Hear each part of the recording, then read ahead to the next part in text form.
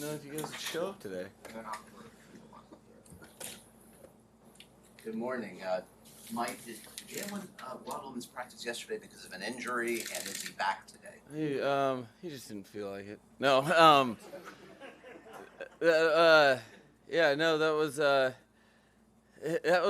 was fun. It was a cool process with Jalen. You learn more about your players all the time. There's something that that I don't really need to get into, but that he could have practiced with our elite medical staff having history with stuff.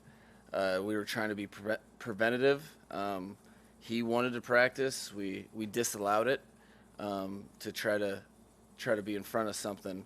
But I expect him to practice here again in training camp. We'll take it day by day, but we're just trying to, sometimes you have to protect people from themselves.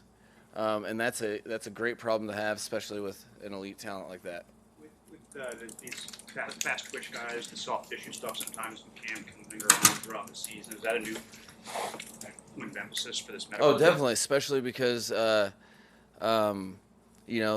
head coach was, in that same category. He was so fast twitch and explosive, he can relate. So he's pretty good at talking in third person and preventing fast twitch soft tissue injuries. No, it's something that you learn over time. That I think one of the things that is really cool about the Miami Dolphins and the medical staff and Dave Paloka and the strength staff is they aren't science minors, they're science majors. So we take all that stuff in consideration, and we try to be as accountable as possible in preventing as many soft tissues as you can.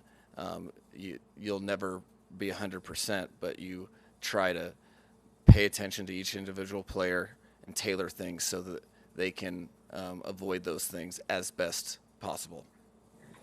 Could you assess what you saw from Tua yesterday? Most interceptions where you see him throw in camp. We know there was some context situation with that. What do you want to see from him today? Well, that's interesting. Maybe just the Bad News Bears or something.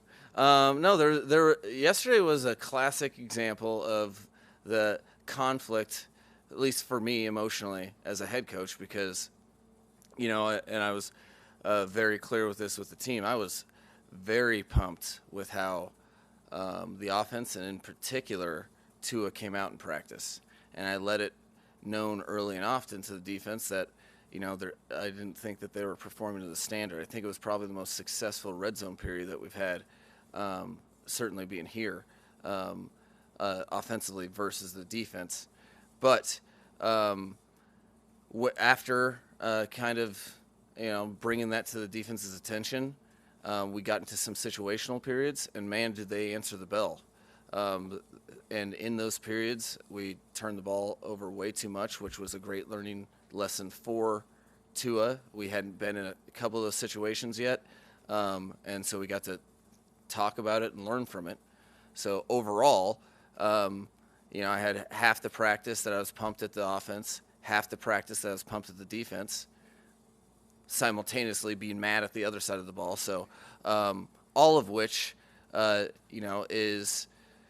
is either a blip on the radar or something that is some of the best stuff that can happen to you. So especially in the practice field, you try to have players put themselves in scenarios as close to a game as possible and let it rip and play what they see, and then you reevaluate it, or you coach them up on it, and then the next day you want to see improvement.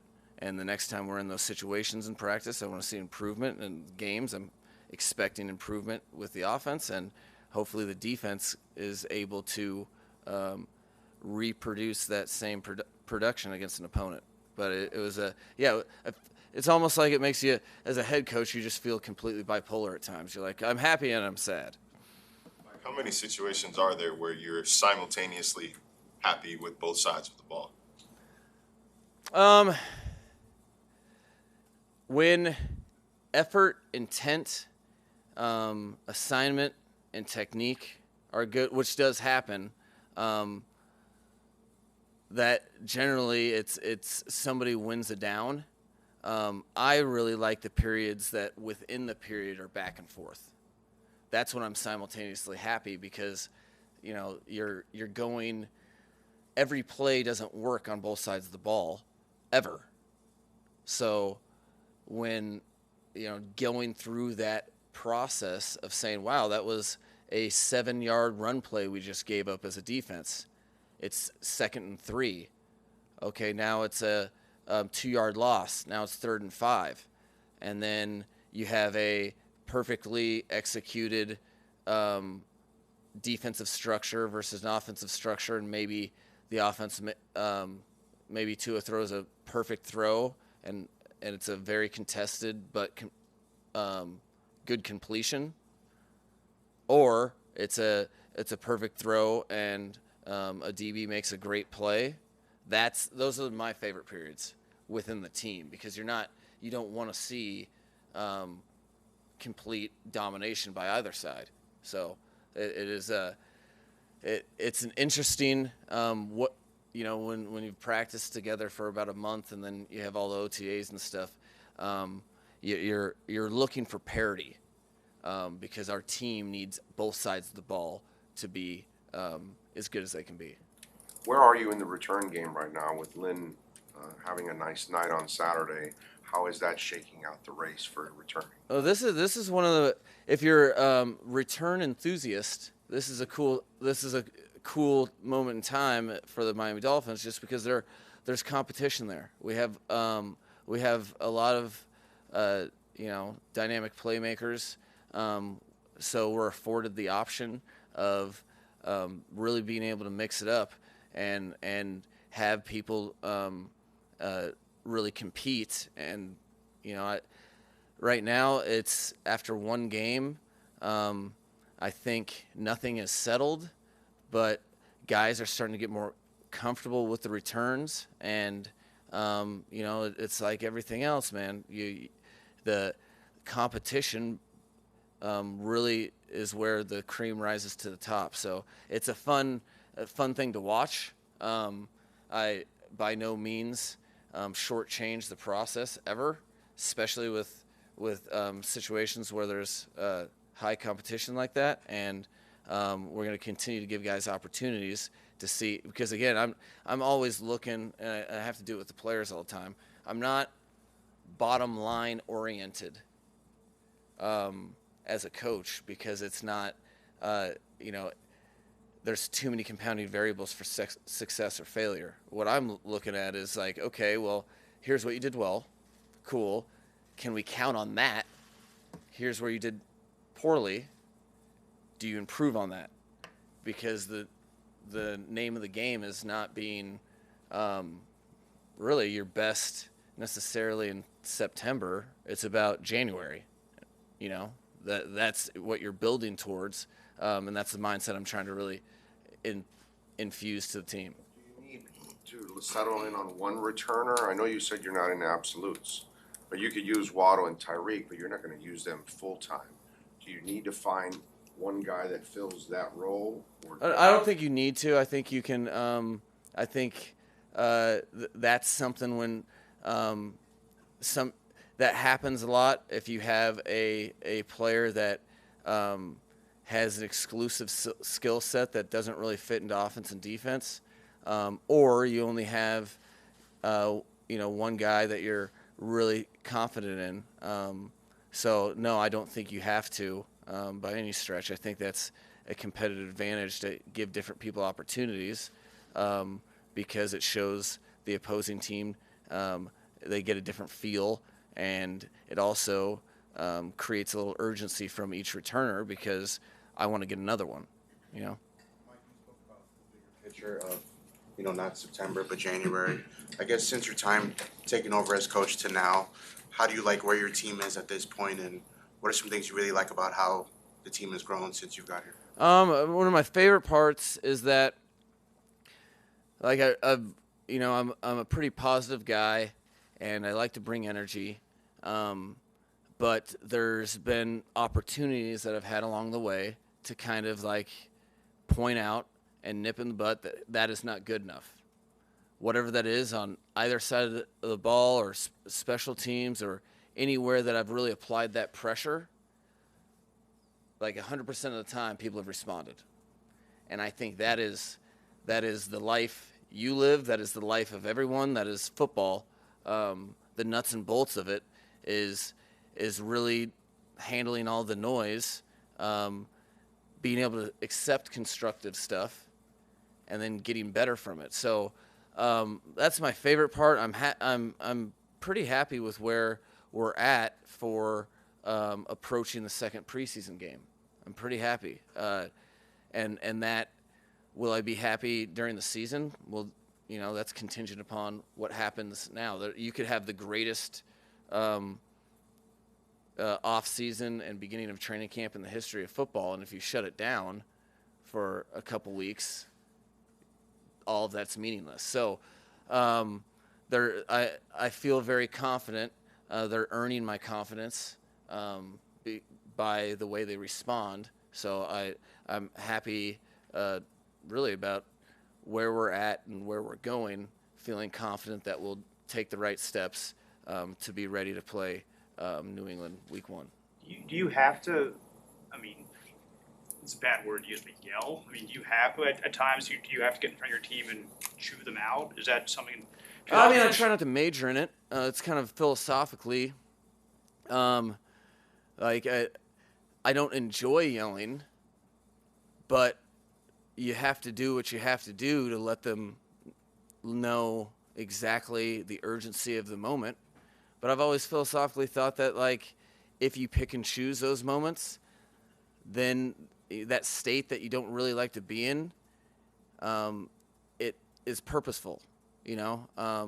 I just know from my personal experience, at some point in time, if you're just yelled at consistently all the time, then the yelling sounds like normal talking, and that's not the idea of it. I think it's important to build relationships and try to develop players as players and people, and but they also need to know the urgency. It's my job to let them know the urgency. So if it's I won't hesitate, nor have I hesitated. You could ask some of the players. I will have a temper from time to time, but I think they understand, because I value earning that, earning trust, and I don't think that I'm owed or entitled to anything. I think on a daily basis I have to really earn their investment. I think that they see where that's coming from, not as misguided emotion, but more as tangible, direct, convicted emotion that is all geared towards them being their best. Mike, what are you most looking forward to for Saturday's game? It's your first home game at Hard Rock. What are you most looking forward to? I don't know, the aqua seats. You know, I'm just excited for, really, it's been such a cool process to, as I've explained before, I didn't really know the fan base.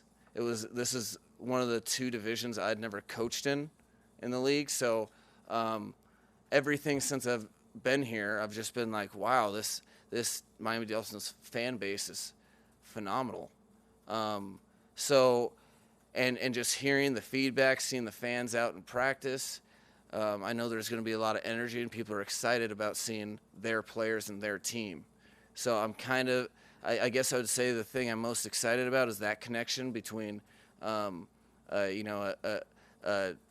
fan base that really supports and is invested into the team, and team that really wants to do right by the fan base.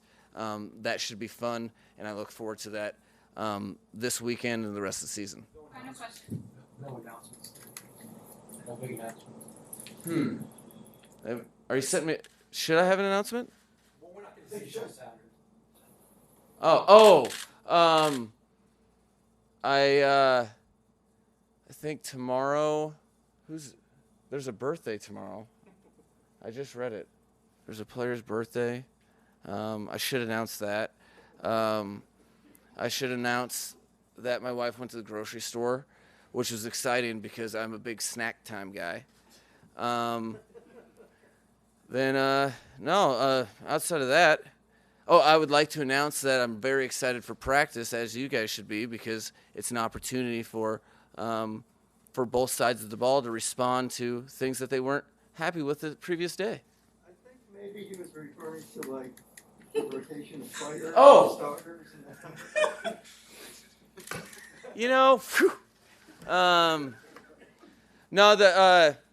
Still working through it. And again, as transparent as possible. I think I really, in an annoying manner, I don't like to shortchange individual practices. And I think that deciding everyone's playing time based upon where they're at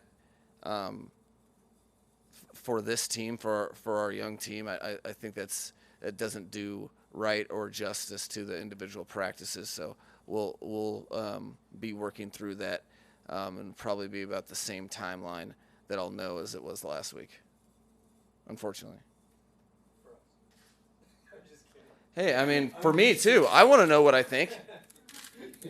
I really would love to know what I think, but I have to wait for all the information before I can think that I think I know the right answer. Thanks, guys.